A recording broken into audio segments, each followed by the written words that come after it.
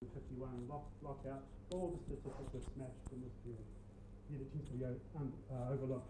And I'm sorry about the slides, they haven't quite come through, but on the left here is a picture of somebody when the PSA, which is a traditionally quite a conservative union, the Public Service Association, actually joined the first national general strike in this country in 1979. That's them on strike. And on the right was a picture, and I think the people who are watching the stream can see of Bill Anderson. There was a big largely spontaneous strike, Auckland General Strike in 1974 against injunctions against strikes about the Auckland to Waiheke ferry dispute. And so there's this mass march going up Queen Street, and if you can just imagine a bunch of workers walking up Queen Street with Bill Anderson at the front, who was jailed for disregarding that injunction. Okay, so this is what I'm going to do. Oops. So yeah, by today's standards, the upswell in workers' protest was astonishing. So wage freezes, like this one, a partial wage freeze in 1968, which was the nil general wage order, was broken by a series of strikes in 1968. And this was a photo of them. You can't really see it, but this is outside Parliament, a bunch of police trying to hold back protesters. There were also student protesters and anti-Amiga protesters and various other protesters as well, but it was largely a workers' protest against the nil wage order. And strikes defeated that. And then in 1976 to 1977, there was another wage freeze. So there's a series of wage freezes happening throughout this whole period, right up to 1984. Again, the wage freeze was partially defeated by strikes in 1976 to 77. So here's a photo of a Wellington general strike against the wage freeze, and they had a big protest against Parliament. So there's sort of a tradition of these citywide general strikes that not many people know about that happen in this country, that aren't in the history books, but they did happen. And that wage freeze was overturned for strikes. And then you had the National General Strike of 1979, again about wage controls, government coming in trying to stop workers getting wage increases. So this is the Auckland March, and you can see New Zealand Working Women's Council banner there showing broad range of people keep getting involved. So this was the largest strike in Aotearoa's history, and involved, by the government's estimate, 300,000 workers, by the FOL estimate, top of 500,000 workers. So really was massive.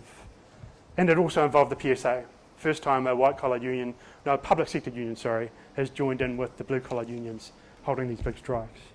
And then this is probably the biggest strike of all in this period, is the Kinley strike. Some of you would have seen a video about this, and this is a still from the video.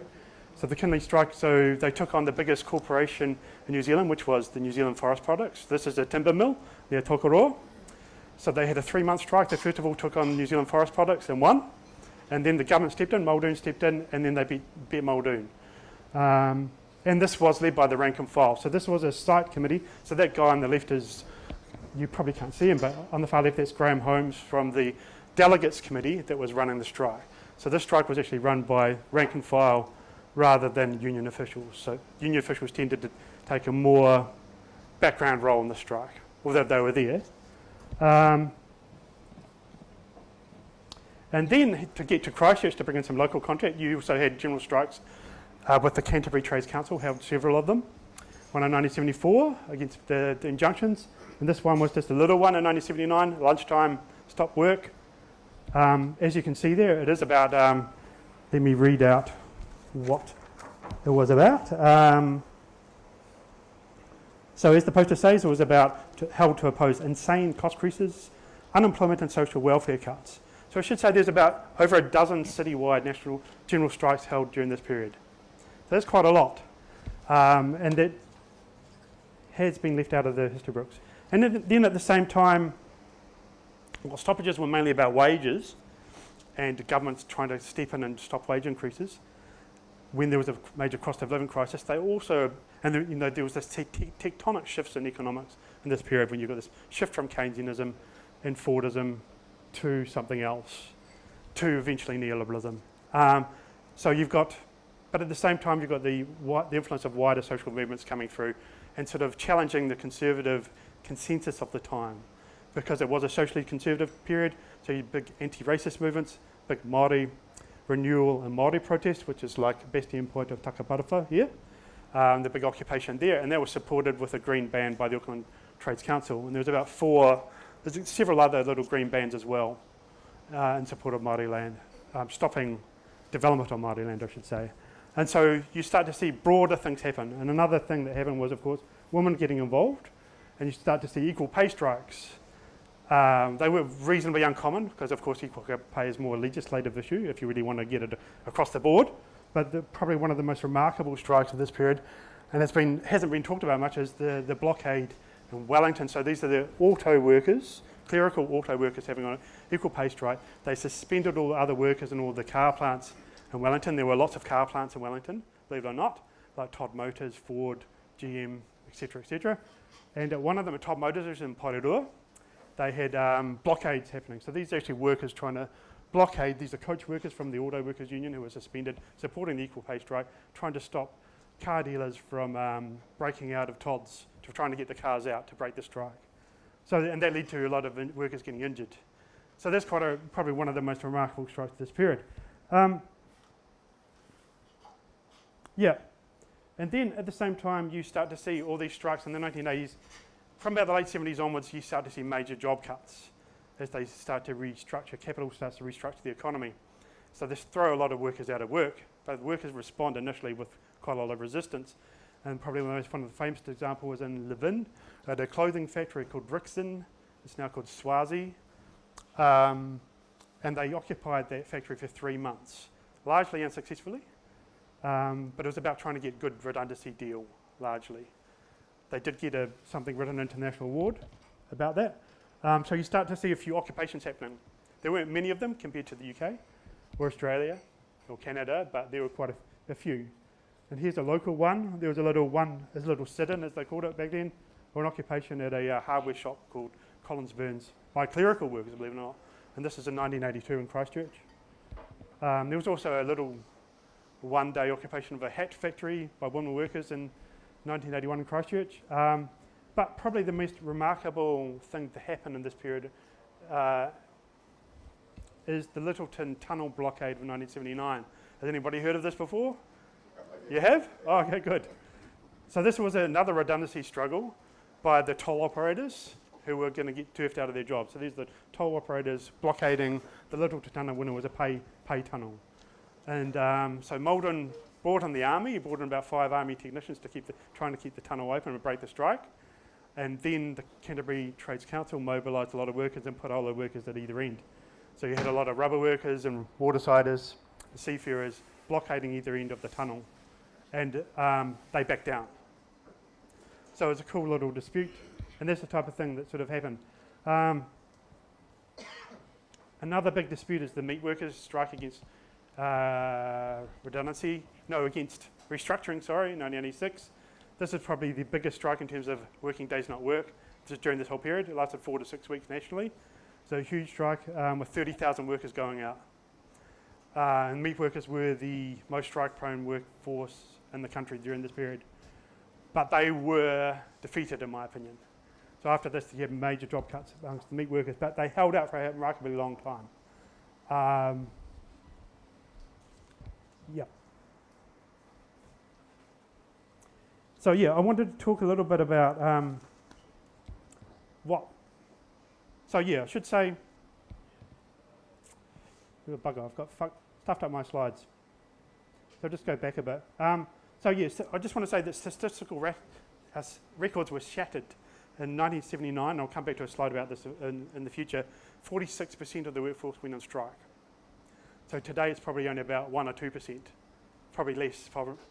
And this was the highest percentage of people participating in strikes in New Zealand, Aotearoa history. In 1986, that was when the highest number of working days not worked due to strikes happened. That surpassed the 1951 waterfront lockout. And that was due to this strike in 1986, largely. And a bunch of other strikes. There were heaps of other strikes in 1986. So behind these statistics and grainy photos, which I know you can't really see, including this one of a Ford strike in 1979 to 80, are very real human stories. And strikes can be exhilarating, and this is what tends to be written out about strikes. We just talk about this strike happened, this strike happened.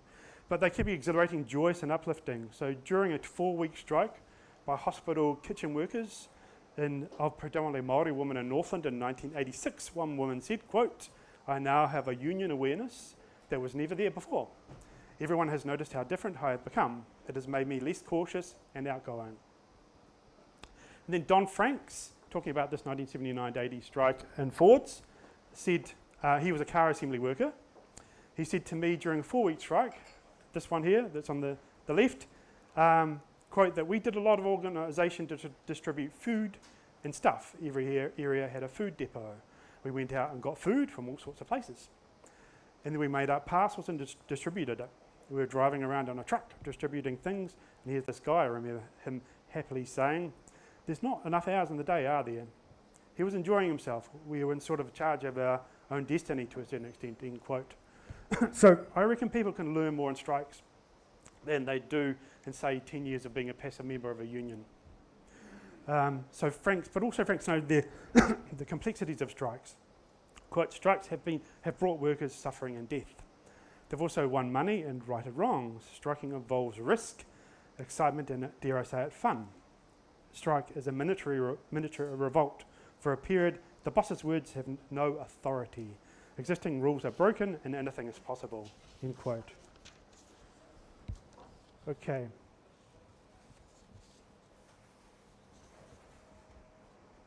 Okay, so yeah, why do we talk about history? Well, today is shaped by the past. Today is just a happened in the past, basically, to put it bluntly, as a historian speaking here. In particular, the defeat that happened in the 1980s is shaped today. That massive class defeat, working class, smashing of the working class has really shaped politics today, and unions today, and workplaces today. And so we live in the long, deep shadow of this massive pummeling. So I grew up, so I was born in the 70s, so quite old fella, I guess. But I grew up in this vicious period of destructuring or restructuring as many unionists called it. So where I grew up was in Kaikoura, if anybody knows Dunedin, in Kaikoura Valley, which is an industrial part of Dunedin. Dunedin used to be an industrial town before it became a student town. And so this is out west Dunedin, Kaikoura Valley, and there used to be a freezing works, cement works, lots of little clothing factories, and a big woolen mill called Roslyn Mill, and all of them shut down in the 1980s. This is when I was growing up, and this is the Burnside cement factory. This is sort of the wreckage of this de-industrialisation that happened. So thousands and thousands of workers were thrown out of work in this community, and it was really a sort of tough time to grow up in. It was quite a stressful time. It was a vicious time. It was violence done by capital, and I think that really affected the community I grew up in, even though I'm middle class. But everybody in this community was affected because pretty much everybody lost their job. So it sort of shaped my politics ever since, and sort of trying to understand what the hell happened. So here's a photo of all the Burnside workers. So Burnside was a meatworks in Dunedin. I know there's a suburb Burnside in Christchurch, but it was also a suburb in Dunedin. So there were 900 workers. I think it was actually more than that. It's about 1,400, mostly men, just thrown out of work one day in 1988. And so this was repeated around the country, this de-industrialisation. And so it wasn't just happening in Dunedin, but it was happening in Christchurch, Invercargill, Wellington, and all the little towns around the place. So pretty much so many people lost their jobs in this period. So like the meat workforce, 30,000 strong, very militant, cut in half in the 1980s. They just shut down heaps of plants and just reopened smaller ones, which they sped up production and they had half the workforce and actually got more production out of them, believe it or not. So the actual meat workforce was cut in half in the 1980s. And even though these were the most strike-prone workers. And so the result of all this vicious attack, and it was an assault, I think, it was violence, is of course that the wealth goes to the capitalist class. So you see this massive transferring of wealth from workers. So due to, I believe, to some extent, a lot of strikes, you start to see the workers' share of income going up in the 70s. And it peaks in about the late 70s at about 60%, I think, or was that 70, 80%, I'm not quite sure. And then it goes down once they start attacking and shutting down all these industries. and then you sort of have that topped off by neoliberalism. So I think there's a clear link between what happened with this massive economic restructuring and class inequality. Because let's call inequality class inequality, because that's what it is.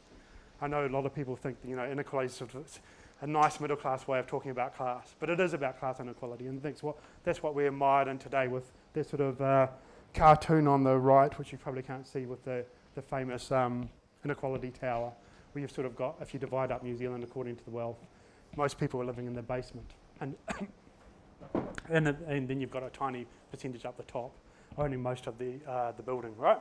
You would have seen that before? No, well you should. It's a Toby Morris cartoon. Yeah, so this is to look at what happened, what I was talking about before. So this is this massive spike. That's the 1979 general strike, largely.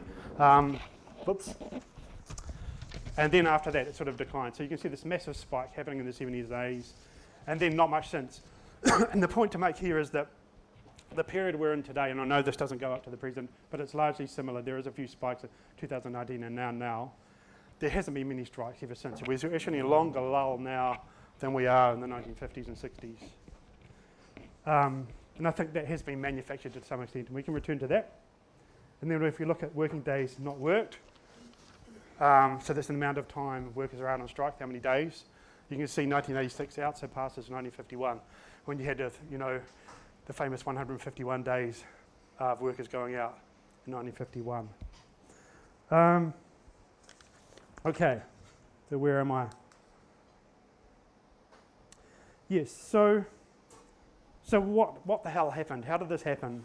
So I'm not interested in sort of top-down normal history, which is you basically look at the history of unions as institutions.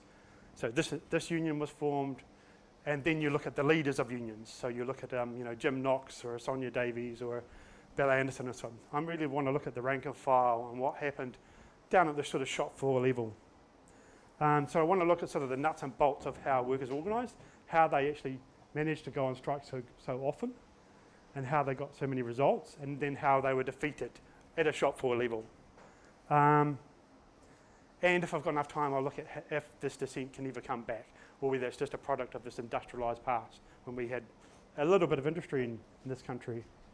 But my main aim in what I'm doing, which I'm writing a book about all this, is to question the sort of dominant view, I think, that's around today amongst the more sort of moderate leftists.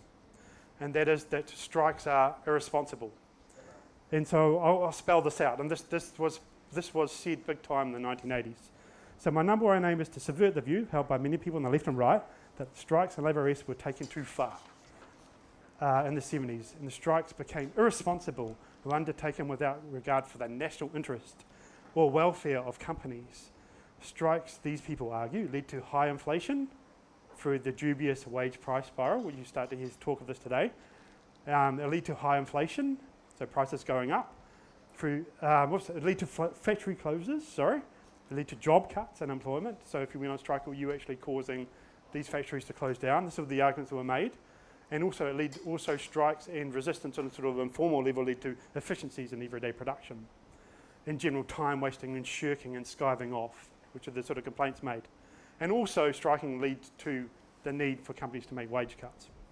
So unfortunately, harsh or soft versions of these right-wing arguments, and I think they are largely right-wing, that the 70s was the bad old days when bully boy unions that ran the country and held the country to ransom. So this was said all the time, that they ran the country, they held the country to ransom. And this was promoted by capital and politicians, and this has been taken on board, unfortunately, by many people. As you can see in this little picture about a car worker causing inflation. And then you can see also, in the media at the time was quite horrific. I don't know if you can read this cartoon from New Zealand Truth, but this is a meat worker, freezing worker, who's dressed as Frankenstein, and he is eating the public and the farmer and causing New Zealand exports to go down. So he's actually eating, so they're portraying workers as destructive beasts, right? And a lot of people unfortunately took this aboard, this sort of ideology. So to draw it out, the lesson that many people on the so-called left and right, gleaned from the 70s and 80s, that the people should not collectively strike in a sustained way, as it will squeeze profits and possibly lead to job cuts and close downs. So the best path forward is a meek partnership with capital, with occasional limited and well-controlled token stoppages, like little 1 half-day strikes, for a bit of leverage at the bargaining table for those lucky enough to be in unions. And also the main thing is to identify with the profits of companies. So you identify with the well-being of companies. And I think this strategy of partnership, and that's what it's been called since the 1990s, has contributed amongst many other factors, and other factors I think actually more important, to the decline in real wages, to this massive inequality that we live in today, and also the chronic overwork that workers who have jobs these days have, and help bosses to run workplaces through this endemic chronic insecurity and precarity and fear, such as the never-ending threat of being restructured that seems to pervade many workplaces. So I think this is sort of the predominant ideology of our times running through workplaces. So I will argue that workplace resistance is not some outdated, macho and dumb tug of war that men do, but is massively creative and innovative, and has been taken up by many different types of workers, including women, including Māori, including Pacifica, and so forth. So my basic thesis using what's called class composition analysis is that there was a tremendous coming together in the 1970s, in the long 1970s, the late 60s to the early 80s, largely in response to the rising cost of living. And you can see this in various,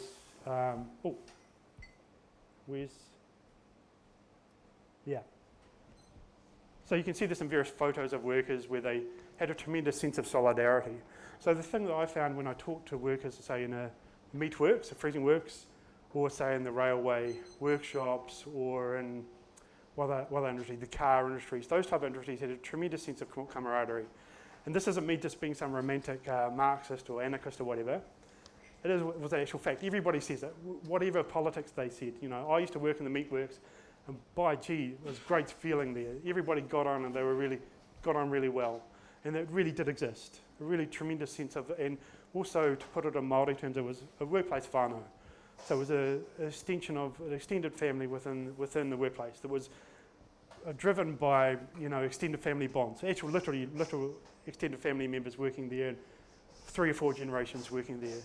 And I think that sense of the one big family atmosphere was really key to understanding why strikes occurred, because it really did happen. It was limited to some industries though. It wasn't in every workplace, even in some meat plants it wasn't there. But it was present. And then, so slowly over time and often from below, through the rank and file action, workers and unions constructed or assembled communities based on working class solidarity and collective action in many industries. And this is after a major defeat in 1951, after all the militants were blacklisted, as it was called back then, and ran out of the watersiders.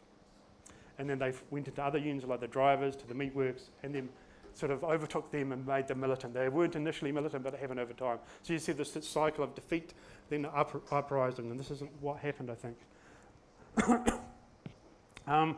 So this really contrasts with the right-wing view that strikes were imposed from above on unwilling workers who were, from a sort of right-wing perspective, essentially conservative by union bureaucrats, or the view of some leftists that emphasise agitation by leaders rather than rank and file organisation and culture causing resistance. Even though I admit that many leaders were agitating for strikes in this period and did cause many strikes. There was a symbiosis between the rank and file and leadership.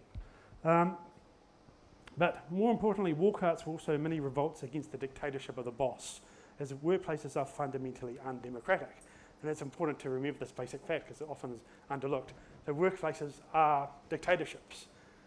You are controlled by either management or by structures beyond your control. You don't have much say in what's going on, right? It's not a democracy. So by striking, workers gains not only some sense of dignity against the dictatorship, but also temporary freedom and control over their lives at work. And often this extends to the home as well. That is, the strikes of the 70s and 80s, while not revolutionary or radical, they were mostly about defending living standards against inflation that was sometimes twice or three times the rate of today. So, inflation to get into the early 20s and some in the early 80s, I believe. Were in many industries arguably more radical. So strikes were more radical in practice than in, say, 1890 and 1913 and 1951. So these are the periods where often historians say this was the true radicalism happened. Then what happened after that was pretty much nothing really major happened. There were a few strikes, but they were just set pieces, which is sort of the dominant narrative I'm questioning. So I'm sort of thinking that these strikes actually were not overtly radical. There wasn't much talk of syndicalist revolution as there was in 1913. There wasn't much talk of workers' control. There wasn't much talk of socialist revolution as there was in 1913. But in terms of their content, I believe these strikes had a lot of radical content. And I'll talk about the Boilermakers as an example of that in action, so you'll be able to see how that actually occurred. But then, to look at the opposite side of what happened, the defeat. So you have this coming together and then you have the breaking apart.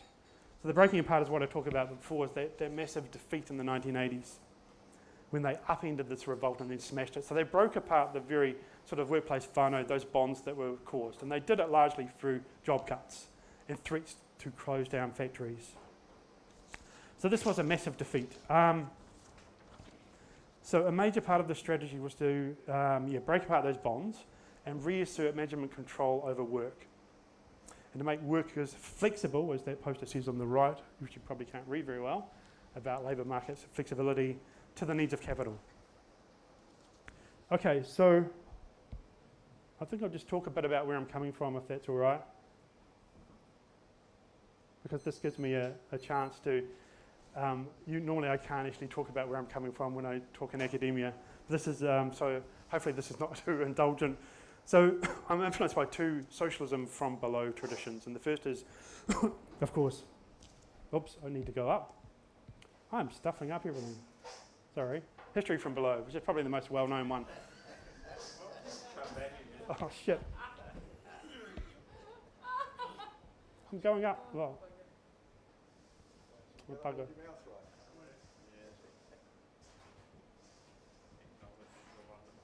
Right, yeah. So this is made famous by E.B. Thompson in the 1950s.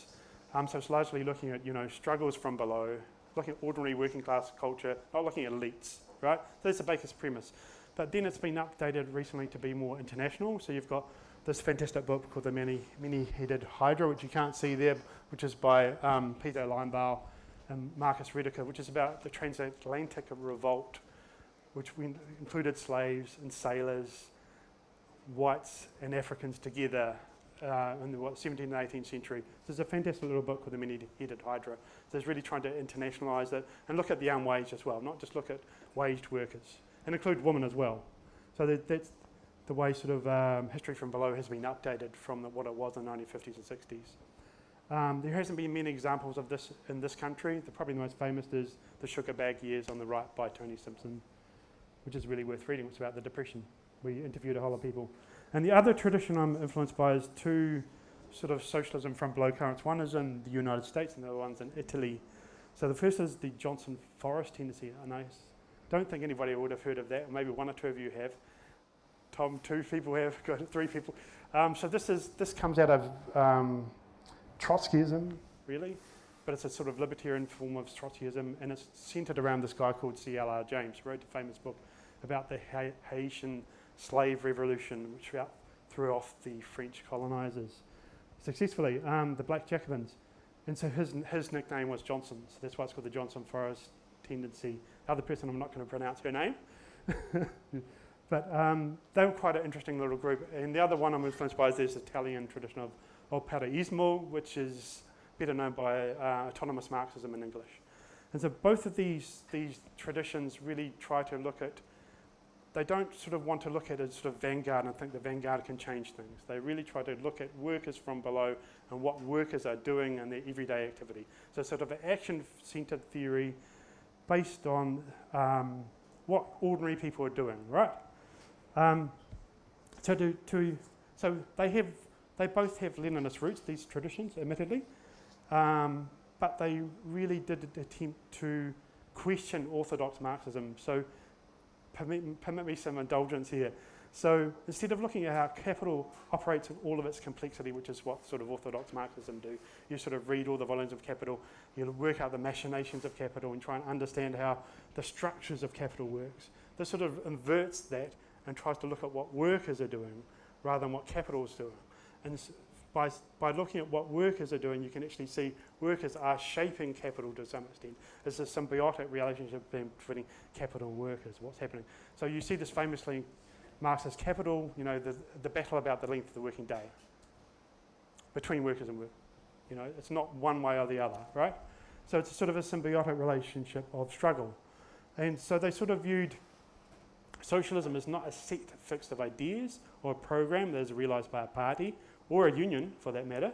They instead viewed communism, and that's what they were, communists, as, quote, to quote Marx, the real movement that abolishes the present state of things. And that includes, of course, classes, all classes, and the state. And later, many autonomists, I think some of you might have come across some of the theories of Tony Negri, and Michael Hart has written famous books like Multitude and Empire and all that. Those are sort of post-autonomous thought. And they're sort of a deviation from the original stuff, which I'm into. They're sort of a merger, unfortunately, of post-structuralism, from my perspective, with autonomism, and they become talking about the multitude. They go away from the working class. So disregard that stuff if you've come across that before. And they also talk about cognitive capitalism. They get into some pretty strange theories. Immaterial capitalism, if you like. So I recognise that all theories have weaknesses, including these ones. So the major weaknesses of this one, I think, is another thing, but I'm not going to mention that. But the traditional critique of these theories is that they are romantic. So they romanticise resistance by workers. They overstate the level of resistance. They overlook the structures of power. And we'll return to that very shortly to look at the New Zealand example. And also thinking that revolution's instantaneously realisable is another criticism you'll come across. And also, simplistically, this is for the autonomous, or paraísmo, or paraístas, for simplistically claiming that working class struggle causes crisis, which I don't think you really can claim today with the cost of living crisis, for example. But back then in the 70s and 80s, I think there is a smidgen of truth, even though it was much more complex than, you know, workers causing the crisis. So now to look at this in a Aotearoa context. So I guess a lot of you have read Bruce Jesson. He's probably one of the most famous Marxists in this country, and who became a social democrat. Yes? Okay. He started off as a profound Stalinist. Did you? To say the very least. Yes. So I think I want to contrast these theories I've just outlined with Bruce Jesson. So he got into critical theory. So he became an exponent of the Frankfurt School of Western Marxism. So he saw capital as a largely automatic structural process that occurred independently of people's activity, right? So he focused on scathing critiques of capital, politicians, and the mindless activism of the left, I guess to expose their ideology at work. But the working class was strangely absent from his work. When he finally did talk a little bit about the working class, and this is when he's writing at the time of the biggest, lengthiest, and most broad working class revolt occurring in this country's history, he said, those quotes there, he boldly stated, and this is in 1981, that the working class was socially and politically passive, largely lacking in identity and self-awareness, and dominated by the hegemonic ideology of the capitalist class, and also notoriously rigid in his social attitude. So essentially he's saying that the working class was essentially conservative in this country. So maybe it was taken in by Adorno and Reich's analysis of authoritarian personalities amongst workers, I'm not sure. But this conservatism reflected how this country was a hollow society. This is his quote. This is probably one of his most famous ideas. So it's imposed from above through colonisation. So it wasn't sort of organically happened like it did in Europe over many centuries with many revolutions and revolts, and they sort of get rid of the aristocracy. Actually, here it just comes in, white settler colonialism, and boom, it's imposed from above, and so it creates this hollow society. So this means that he sort of believes that given this working class passivity, elite working class passivity, at best what we can achieve in this country is a sort of tepid, watered down socialism, a sort of social democracy, a bread and butter unionism imported from Britain, pragmatic bread and butter unionism, and a watered down social democracy. That's all we can achieve given this conservatism. So you can see these arguments often are very repeated through academia, through the left, in different forms. So this is not to deny there was a massive influence of a working class conservative streak in this country, largely due to colonisation and the cheap, after the brutal enclosures of Māori land, the cheap availability of land, which did mean that a whole lot of people can own a house, can own a small farm, some instances, and so forth. And I think that did quell class struggle to some extent amongst Pākehā, that sort of accumulation by dispossession. And also the lack of major industrialisation compared to a lot of Europe. We didn't have heavy industrialisation. We did have some industrialisation, particularly after World War II, which is the period of, came to fruition, what I'm kind of looking at. And also to concede to Jason, many, under compulsory unionism back then, many right-wingers were in unions. And they didn't want to be in unions, and they didn't like strikes. And so you had a large proportion of membership who didn't, who were conservative or moderate and didn't like strikes. But the point I would make is that conservatism is not essentially fixed or hegemonic. As a historian, of course, it changes over time. It can be in some periods and not in others. And I don't think it's in this period I'm looking at. And that's often been ruptured, and I think this conservatism was ruptured. And what happened was polarisation, I think. So what's missing, I think, from Jason's sort of pessimistic theories is the notion of contradiction. And so this returns to one of my favourite thinkers, who you can't really see there, is Martin Gleiberman. He's from the Johnson Forest tendency. He wrote some really fantastic little books about working class struggle from the bottom up, so really worth reading. That Working for Wage one is fantastic, and also about wartime strikes. So Gleiberman's theory was that contradiction is heart of capitalism. You would have heard this in the basics of Marxism, right? The essential class antagonism is between those who own and control resources and those who are compelled to work for those owners. But this leads to a raft of continual dynamic tensions. So there's the contradiction between how people are thrown together for wage work. So you have to cooperate with a whole bunch of people, but at the same time you're split apart and alienated from each other by capitalism. So you see the dynamic contradiction, right? Also the contradiction between the need to cooperate with management, because you have to cooperate with management, or else you could be thrown out of your job, right? If you simply refuse all orders, you'll be thrown out of a job. So you have to cooperate on a daily basis, no matter how militant you are. Yet at the same time, not to be treated like shit, you have to resist. So the point Gleiberman's making is that resistance is always intermixed with cooperation. And this tension produces conflict. And it produces conflict no matter what your ideology is. So you could be a conservative National Party, ACT Party supporter, and yet somehow you're going out on strike. And this is what happened in the 70s and 80s. And I think that's a really key thing to understand, because under sort of a Jason understanding, these people should never strike. They'll be totally anti-strike. And there were people like that, right? And at the same time, you'd have somebody who's a militant person, far to the left of the Labour Party, who would never strike when push comes to shove, right? So those sort of dynamic contradictions, I think, are something to really come to terms with looking at strikes. And so there are many other tensions, over gender, between the tension between social reproduction and the fight over that and production, and between workers' pride and love for their work, but also hatred of work and finding it so boring you just want to get away from it and refuse it. So there's a desire to control work, but also to run away from it. And this comes out in the 70s as well.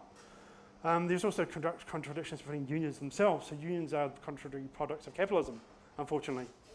I'm happy if somebody disagrees with me, but sometimes unions need to struggle against capital to gain a better price of labour power, yet also they need to cooperate with it. So they can be caught as well between this dynamic tension and so on. And I think to understanding these contradictions is key. So this sounds quite abstract. To bring this down to earth, what happened in the 80s was an amazing event. So this is the 1981 Kiwis Care anti-strike march, which some of you would have heard of. So although figures are disputed, the most common estimate was 25,000 to 30,000 people marched in Auckland, and an anti-strike, anti-union march down Auckland. You can sort of see strike free. That's the group there, holding up their posters. And there's a bunch of people arguing with the unionist, saying you're always going on strike all the time, you're ruining the country, blah, blah, blah. So quite heated dispute. So you have this massive right-wing populist counter-mobilisation.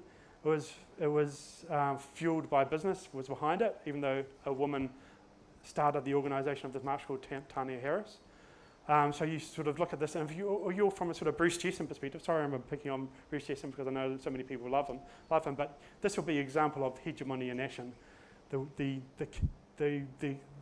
heart of New Zealand, you know, he would call New Zealand back then, is this sort of conservative heart, and now it's coming out. This is the true New Zealand, fighting back against all these bloody militant unionists, right, who are incredibly unpopular and hated. And this is what Jesson said, that militant unionists are the most hated people in the country in this period. So you have this massive anti-strike march. But at the same time, I would say against this is that this was in reaction to this. So this is the engineers union, who were a largely conservative union, going out and doing a massive picket of Auckland Airport. So that's the engineers there trying to picket Auckland Airport. And this leads to an Auckland general strike in support of them once they're arrested. So I can't remember how many people were arrested, about 30 odd picketers were arrested at Auckland Airport. And this causes the Auckland general strike, and the anti-strike march is a reaction to that. So to me, this is an example of polarisation happening. So you've got a conservative union going out on strike, picketing an airport, causing an Auckland general strike, and also I think there was a general strike in Wellington in support of this as well, against the arrest of picketers. So you see what you see is rupturing. A whole lot of people going to the left and a whole lot of people going to the right at the same time. And this is what happens when you get major results. You'll get a big kickback from the right. But I don't think this is an example of, you know, hegemonic conservatism in action. I think it's polarisation happening. So to be fair to Jesson, I'll quote a thing from him in 1981. He did recognise this, because Jesson worked in the meatworks and many other industries, and he recognised that, you know, rebellious communities were formed there. He wasn't entirely one-sided. He did have a bit of a romantic heart for those communities, and he did recognise in 1981, you know, that unions have overall more than held their own. It's quite impressive when you considered all the forces against them, and he lists them all, including housewives, right? Because the strike was women-led. The anti-strike march was women-led, and it was largely female, unfortunately. But you know, to argue against that, women led a strike wave soon after 1981 against the wage freeze, because most women were in low-paid work, and low-paid workers were most affected by the wage freeze. So you had a lot of low-paid workers' unions, like cleaners, and the clerical workers going out on strike trying to break the wage freeze. They weren't successful, but you know, women weren't essentially conservative. Yeah, so something is wrong with the mechanism of power. This is what happened, you know, in a big revolt. The ideological mechanisms can't contain it.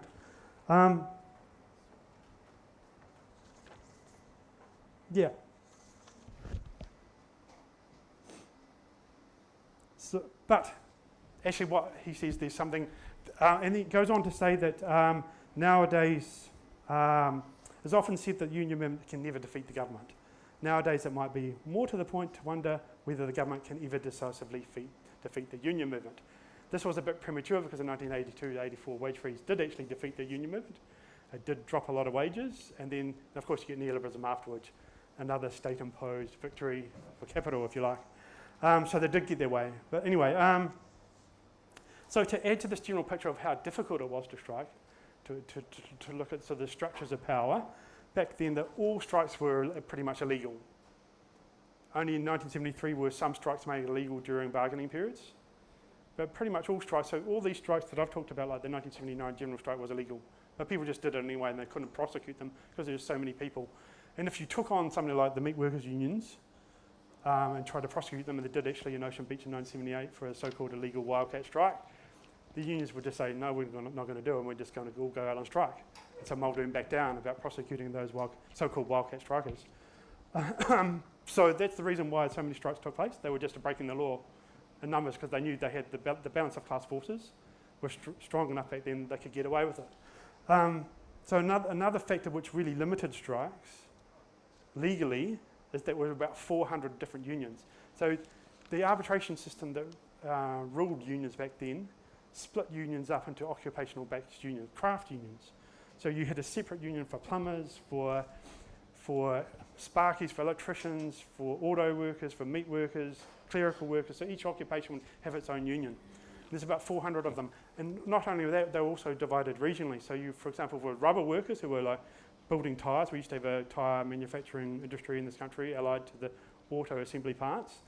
And you'd have the Canterbury Rubber Workers Union, which was different from the Wellington Rubber Workers Union, for example. And then in another region, the Rubber Workers Union might be in the, say, the Engineers Union, I think. I'm not quite sure. So you had all these massive divisions amongst unions. So it's hard for them to come together. And also, because of the arbitration system, unions actually did not need to strike, because every year they could bargain what they're called sort of, similar to fair pay agreements, but much more robust. So every year you could sit down with employers across occupation, regardless of workers were in a union or not. You could bargain the conditions and wages, the basic level of wages and conditions for all workers in an entire industry, say the clerical workers. Across the entire country, we bargained between the clerical workers unions and the National Association of Employers for Clerical Employers, whatever they're called, right? And this would set wages for the whole country. So a lot of unions did not need to strike because you had this arbitration system. And this would be guaranteed binding wages increase that employers could not, if they didn't agree, the Department of Labour would prosecute them, right? To a wage increase. So you can see that the system was set up from 1894 onwards to sort of repress and channel class conflict down a very narrow path and not to cause strikes. But in this period, strikes really take off against all this. So it's remarkable that actually so many strikes occurred in this context, because other countries didn't. Only Australia had this really strong arbitration system in the whole world, right? And I think if we didn't have this arbitration system, we would have had to see a lot more strikes, to be honest, because so many unions did not actually need to strike, and they didn't. And so to qualify myself, this being a good academic, sorry I'm jumping around all over the show here, but I don't want to propose some sort of smokestacks nostalgia, it's called, looking back at the sort of industrialised past. So this is a photo of the Kinleith mill near Aotearoa, a huge paper mill. It's now been mostly automated, but used to have thousands of workers in it. And so I'm not sort of like idolising the heroic blue-collar industrial worker, saying how great they were. And it needs to sort of not look back in history with rose-tinted glasses, because there were many contradictions and limitations to the resistance back then. And of course, all resistance reflects the broader power structures in society. So many workers, of course, were sexist and racist, anti-queer, anti-disabled people, etc. They reflected the broader structures at that time, and they sometimes promoted them. So, like a lot of strikes in blue-collar workplaces, that sort of workplace whānau I was talking about, that one big family atmosphere, revolved around a sort of macho, tough guy culture of, rugby or rugby league, racing and beer, drinking together outside work, socialising together inside and outside work, and creating a really strong bonds. And there was a lot of that, and it was a bit of a monoculture, and it wasn't so nice for some people. It could be violent, and just in case people think I'm a sort of middle-class person looking down on blue-collar workers, if you read something like the memoirs by various seafarers of the period, they do talk about that violence and a bit of alcoholism, like Jerry Evans' fantastic book called Where Giants Dwell is a fantastic read about that sort of working-class counterculture that was around at the time, which had great uses against bosses, right? For sticking up against bosses was great, but it could be a bit violent. And so there's many other contradictions and sort of like another big one at the time was many tradies unions, which was like your plumbers, the electricians, the engineers, even though the engineers was a broader union, were only looking after their skilled workers members, which tended to be white. They had this thing called margins for skill. So they wanted to retain higher wages for themselves over and above unskilled workers who didn't have their qualifications, right? So they were always talking about, we don't want the unskilled workers to catch up with us, right? Well, often the unskilled workers were Māori, younger, Pacifica migrants, etc., right? So that could be seen as sort of a limitation of that type of thing. There wasn't much ecological awareness in strikes. There were only about 4 green bands. well, compared to Australia when they had heaps of green bans happening. And strikes didn't really address racism too much. There's huge Māori and Polynesian, in general, influence in strikes in the 70s and 80s, but it didn't really cross over into support for anti-racism, putting it bluntly. So to explain what happened, I want to go down to a more concrete level rather than being abstract and having this big broad overview, and look at two unions and how they actually did things. And I'm going to compare and contrast two strikingly different unions. One is a blue-collar, male, heavy industry union that did quite a lot of militant action, and the other is not as office workers union, it's largely female, so clerical workers. So first of all, to look at the Boilermakers. So the Boilermakers were a small union. They were basically working in the heavy industry,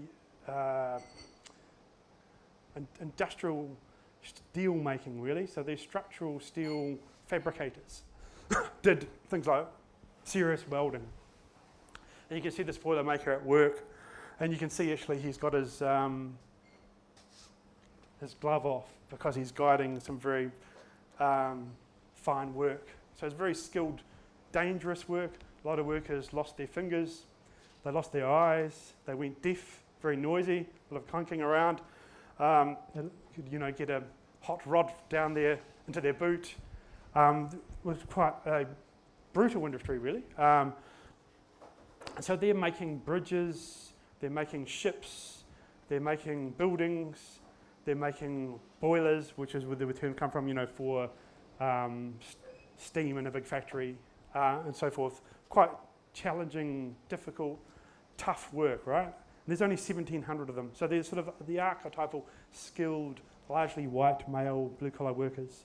So they started out actually as a conservative union in the early 1960s, but in the 1970s became stereotyped as dangerous wreckers, anarchists who went around causing heavy engineering workshops to go under, and who were run like the mafia.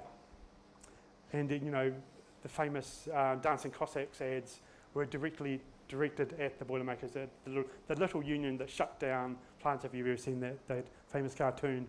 But in reality, Boilermakers were contradictory. On the one hand, they were a skilled craft union that sought to preserve their craft under the threat of automation and de-skilling, but they're also a union which had an incredibly strong sense of solidarity and generosity with other workers. So they were working basically in heavy metal, and this is where the term heavy metal comes from, by the way. So as I said, they cut, shaped and moulded steel. The work was also toxic. So a lot of Boilermakers died in their 40s and 50s because of the toxic fumes. So it's quite a nasty job. And also it was high pressure because they're working under contract to produce things really quickly. So they'd get these jobs to produce a boiler or to repair a bridge or whatever, and they had to do it quickly.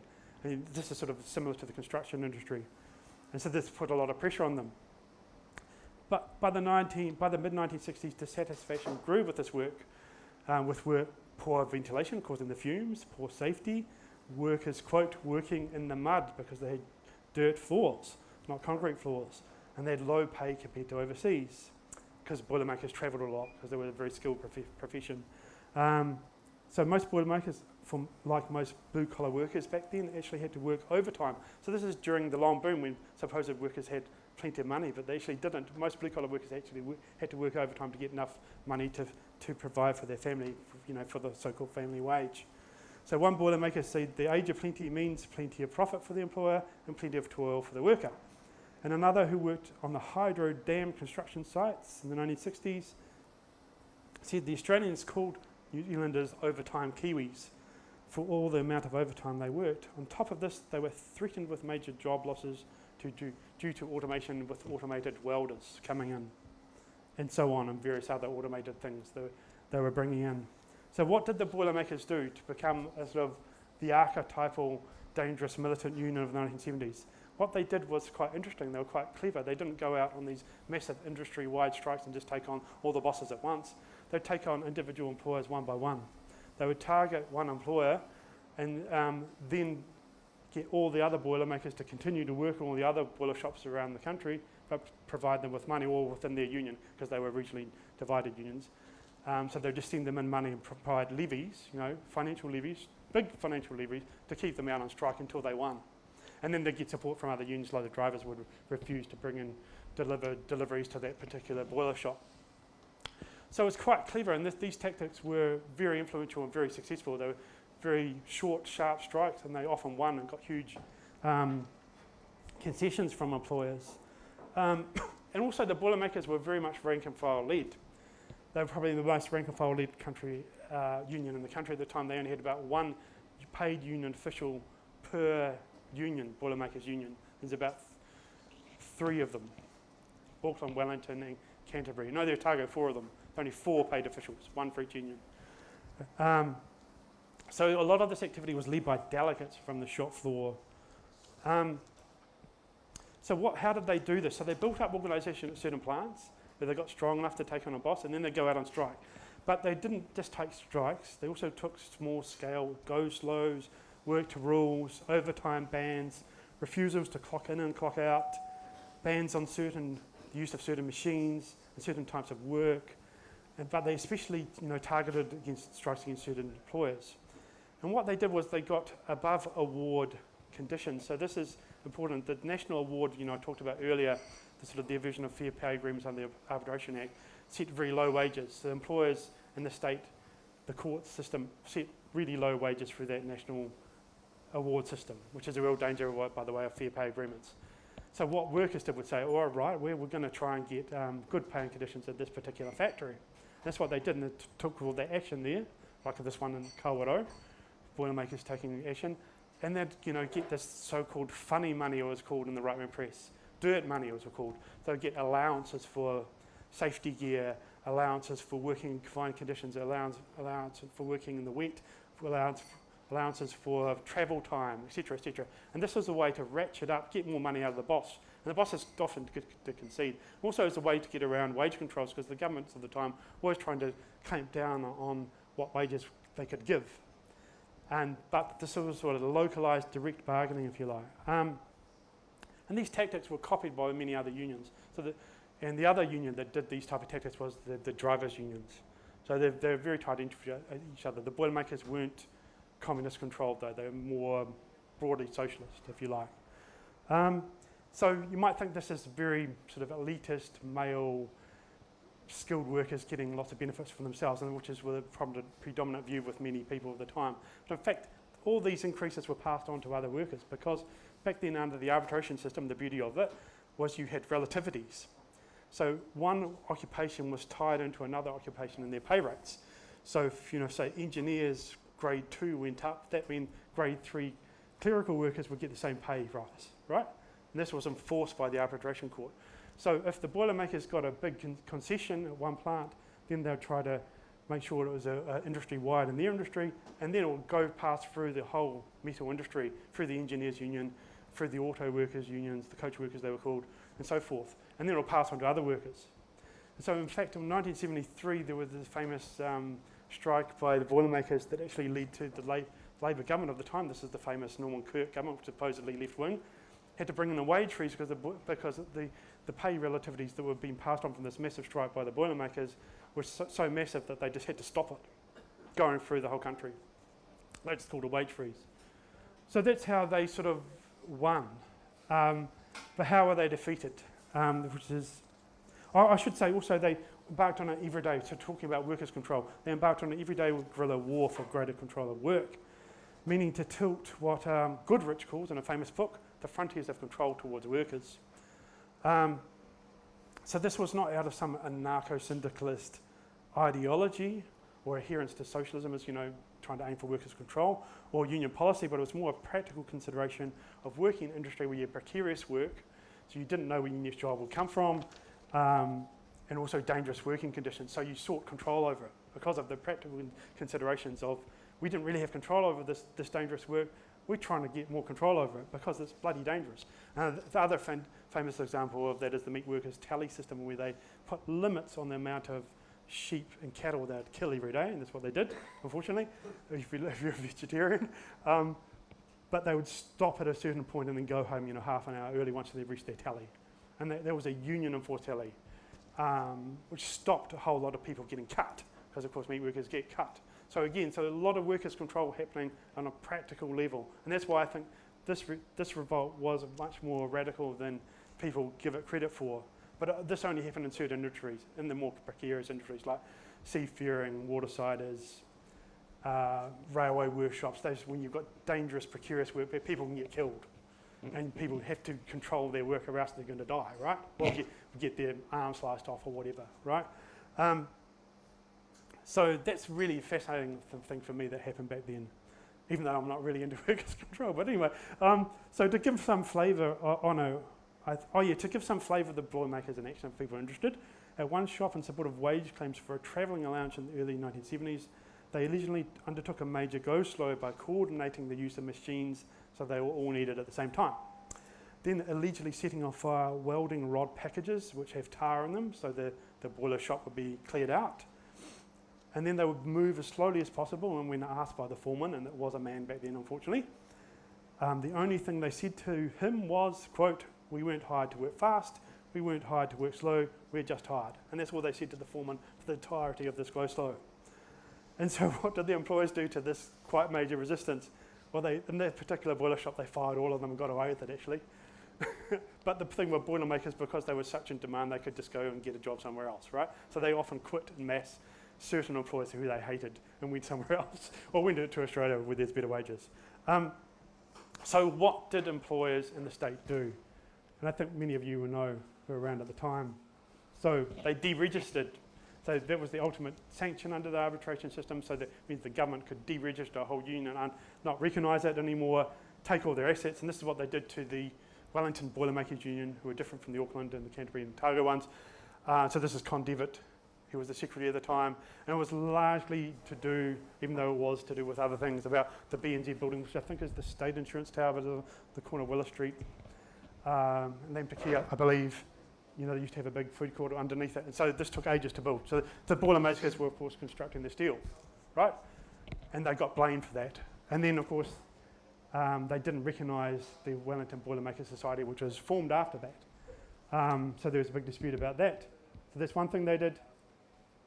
So that's the poster from the period saying demand recognition for the Wellington Boilermakers. So that deregistration happened in 1976.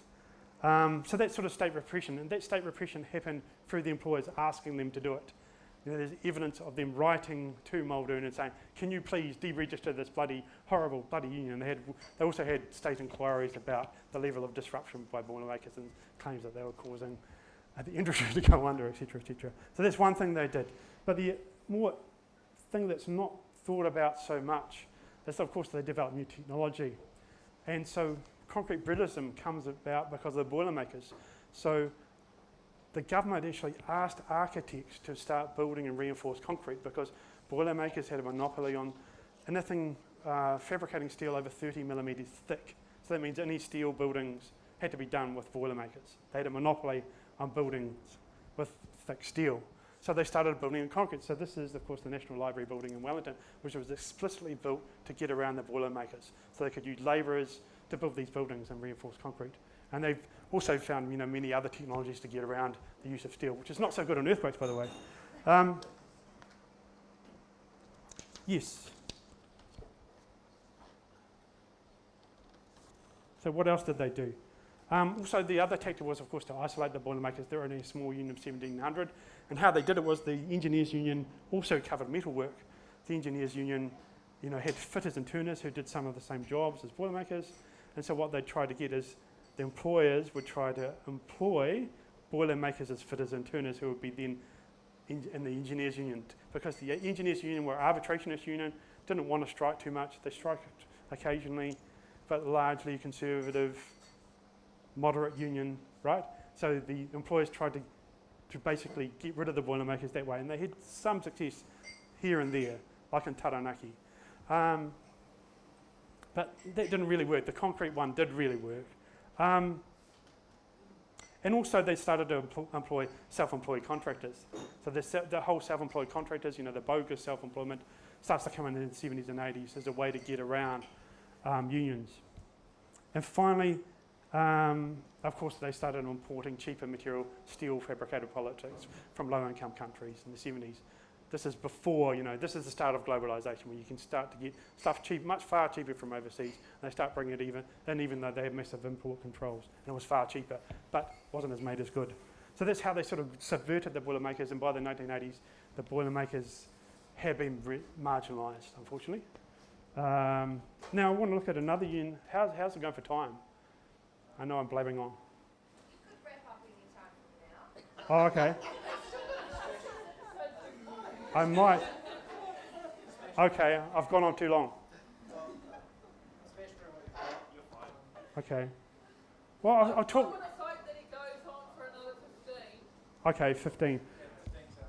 Okay, I'll just briefly talk a little bit about clerical workers, and then I want to skip to another section about how this all was defeated, this big struggle was defeated, which I think is really important. So clerical workers is an example of highly dispersed workforce, a largely arbitrationist union, so you'd think hardly any strikes would occur. So most clerical workers, are only 1 or 2 clerical workers per firm. That's the average. So you're going to get one or two clerical workers. So you've got a highly dispersed workforce. So how the hell do you organise that? So a whole lot of feminists started getting involved in, socialist feminists largely, get involved in clerical unions, turn them upside down, and then strikes start to occur in the 80s. Not too many. It was much harder for clerical workers or office workers largely to strike, or many clerical workers worked in factories, processing pay and all the office, admin stuff. These are admin workers in today's language. So largely female, much harder to strike, often tied to management because you're working directly with management. And because you're working directly for a manager who's a male, largely, you have to get on with them. You can't sort of, like the Boilermakers did, who were overtly subverting bosses. You have to do it more covertly. And then strikes start to occur because these workers are largely low paid, far lower paid than the Boilermakers. They're really hit hard by inflation, and they start to strike against the wage freeze. They had big national strikes in 1985, 1986, and they have that sort of the height of clerical worker struggle, which was that sort of equal pay strike in Wellington, which I talked about with the blockade. But the thing that smashes the clerical workers is not only new technology, and the big new technology back then which threw thousands of clerical workers out of work was computerisation, bringing in computers, believe it or not, that came in a big time in the 1980s, and which meant a whole lot of workers were thrown out of work because a whole lot of paperwork was made redundant, right? But also, and clerical workers were hit by those job losses. But the big change was the legislative change hit these workers harder than I think than the blue collar workers. The blue collar workers got hit earlier, but the white collar workers got hit much harder, I think, by the legislative change. And the arbitration unions got hit, particularly by the Labour Relations Act, but more especially by the Employment Contract Act, which really meant the end of the clerical workers unions because they just couldn't exist after that.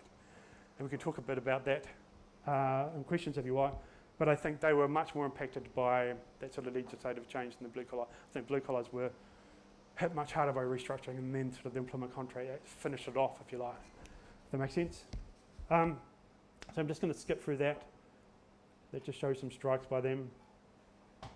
New technology. So why was this revolt defeated? So I just want to get to the lessons, which is sort of the key thing I wanted to talk about. So the orthodox view sort of comes from Jane Kelsey and Bruce Chetton and whatnot, that, in 1984, there's this massive political change where the New Zealand experiment, in Jane Kelsey's words, we had a severe version of neoliberalism. We were betrayed by the Labour Party. Roger Douglas came in and smashed things up, right? Corporatised, deregulated, privatised, blah, blah, blah. But I think this is true. I think this did happen. But if I can just get my notes, I'm quite disorganised. And so Jesson sort of builds on what Kelsey says in his various books and sort of says that, there's a high hegemonic ideological change towards neoliberalism. And then you sort of have a hollow and unsupported union movement getting smashed.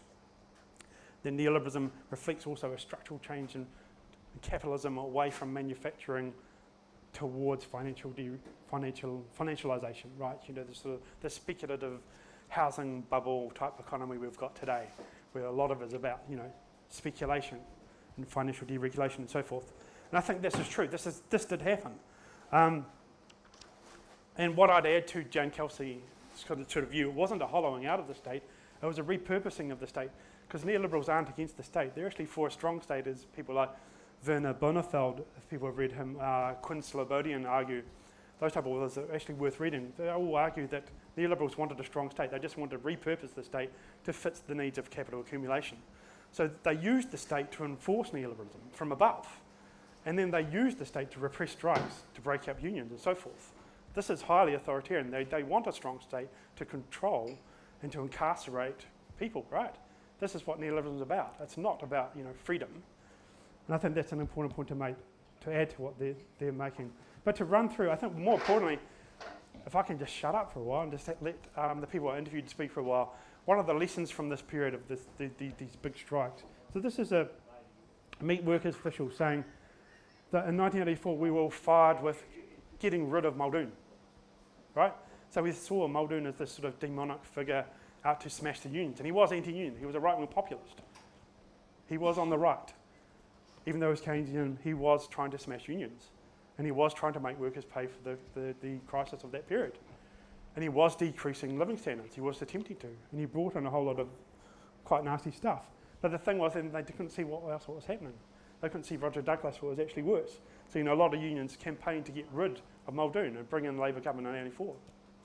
Right? And so this is a big failure. So, they saw Muldoon, and a lot of those big strikes I talked about before, the 1979 general strike, was when the union movement could mobilise and have cross-union solidarity of opposition to the National Party and Muldoonism, right? And then in 1984, they didn't. Those big cross-union things didn't happen anymore. And the reason for that, I'll just get to, but I just want to add one thing also. By demonising politicians, you overlook what capital was doing, right? And capital was reorganising from the late 1970s and restructuring the economy to make it more profitable by slashing jobs, by cutting back industry, etc., and setting up new plants which could speed production. So this is what I'd add to that. But added to this, why? And then when the Labour government comes in, few unions were prepared to propose it. So this is a coach workers official, an auto union official. So few unions were prepared to openly oppose the Labour 80s government. I remember when Helen Clark introduced income-related rents for state housing, one of our members said it was like a $40 wage cut. So we tried to organise a rent strike, and they did organise one in Aotearoa, but the unions didn't support it. So they went to the Trades Council, the Wellington Trades Council, and they did not support it. And the reason for this is, to put it bluntly, a lot of unions were tied into the Labour Party. They were affiliated to it. So your conservative sort of wing of the union movement, like the engineers union, the electricians unions, etc., didn't want to struggle against Labour, right? They wanted to change it from within, and that was their strategy. But that failed.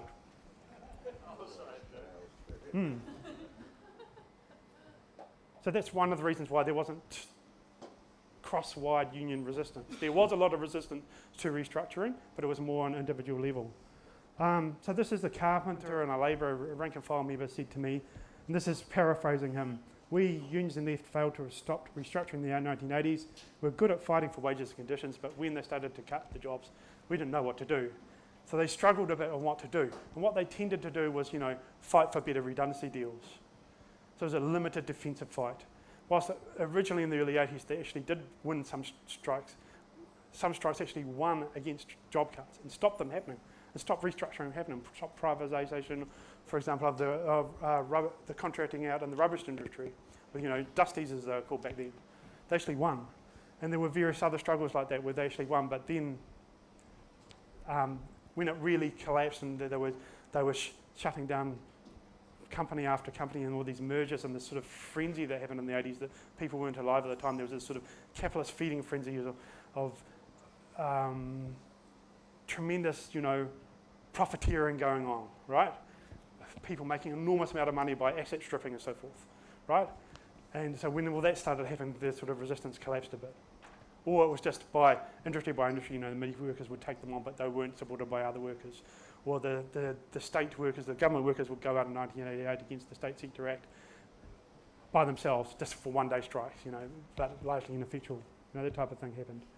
So what happened was there was a retreat and defeat. So this is a rank and file meat worker who said to me, there was a worldwide recession in 1982, a kind of financial crisis. This happened after, the various oil shocks as well of, 1979 Iranian Revolution. There's a oil shock then, which forced the price of everything up. And then there's these shocks, these dips that happen afterwards. So jobs were threatened by this stuff, and the union bureaucracy went into a massive retreat. Bosses said, if you carry on like this, we're going to shut you down, and everybody will be out of a job. And they did it. That means, they did actually shut down whole factories. So there was a lesson learned by the bureaucracies. We've got to toe the boss's line, or we'll be out of a job. So he continues. The unions have been built in this period of constantly expanding, this long boom after World War II. And they couldn't deal with how to fight when it's not like that. So he's echoing what the carpenter said. So the conclusion was you can't fight, you just have to accept whatever the bosses are demanding. And of course they end up with a race to the bottom, and we're still racing. It's now a long retreat since the middle 1980s, and that's sort of 37 years now. So we're in this massive long retreat. So this is the longest retreat of the working class of the history of capitalism. It really is.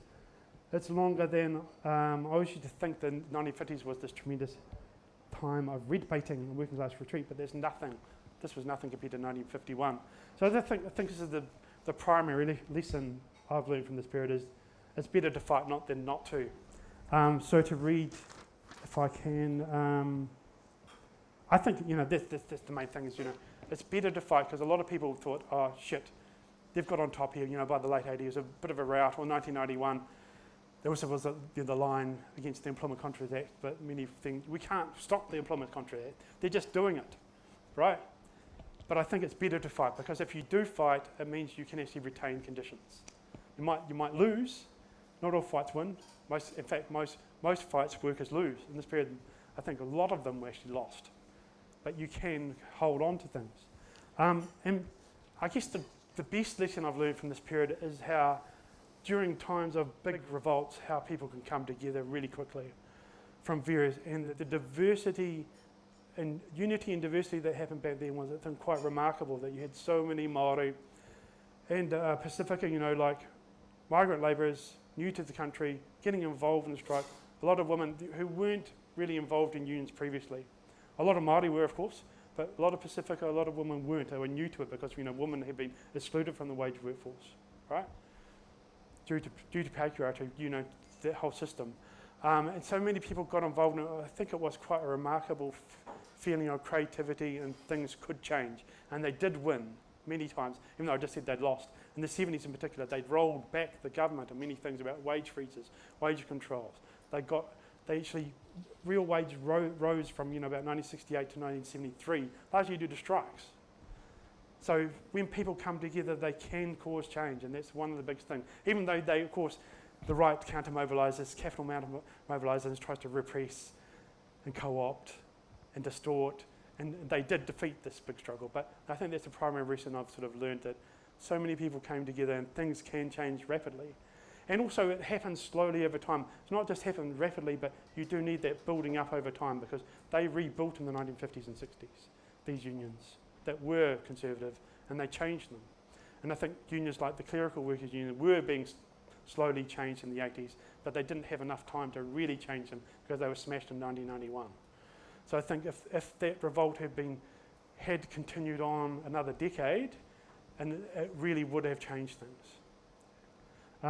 But now we're in this mess we're in now. Even though there have been little strikes and blips of strikes in 2019 and 2022 now. So that's it. Sorry to take so long.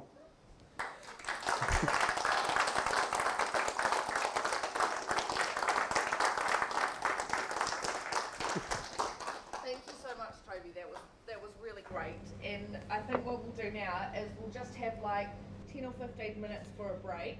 We'll see who comes back together, and potentially Toby might be keen to answer some questions as well. But we'll have 10 or 15 minutes, go to the bathroom, grab a drink, grab some fresh air, etc. And yeah, whoa, yeah, I know, that happened quickly, didn't it? But yeah, let's just give Toby another round of applause. I think it was a really